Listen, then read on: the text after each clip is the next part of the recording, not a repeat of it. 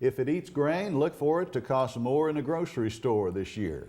Leighton, higher than normal food inflation is predicted for some food products in 2013. While snow cover has increased some in the nation, it's still not enough in many areas to alleviate the dry conditions from this past summer. Mark DeMarket's Mike Pearson reports. As snow falls across America, the reduction of drought is slight. Snow cover map from IntelliCast shows increasing snowpack in the northern states, but it's nowhere near the amount needed, as evidenced by the University of Nebraska's Drought Monitor. Just under 68% of the land in the continental U.S. is rated abnormally dry to the exceptional drought category, down almost 2 points.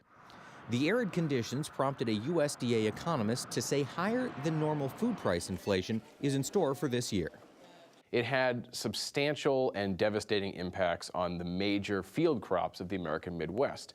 The most important field crop there is field corn. Now, people don't eat field corn directly, but it's processed into animal feed. That's a major input to the U.S. food supply chain. So we're seeing input costs rise for all of the meat products and then all of these animal-based products that consumers buy regularly. We're looking at inflation on the order of about 3 to 4% for beef and veal, pork, poultry, eggs, and even a little bit higher for dairy. For dairy, we're looking at probably 3.5 to 4.5%.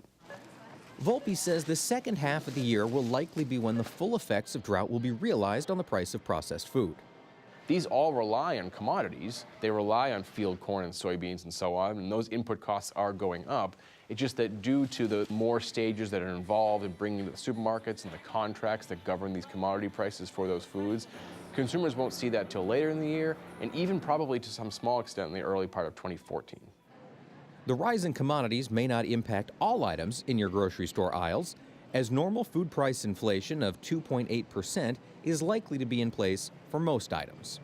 So for most food categories that are not impacted directly by these higher commodity prices, especially field corn, we're looking at pretty normal food price inflation.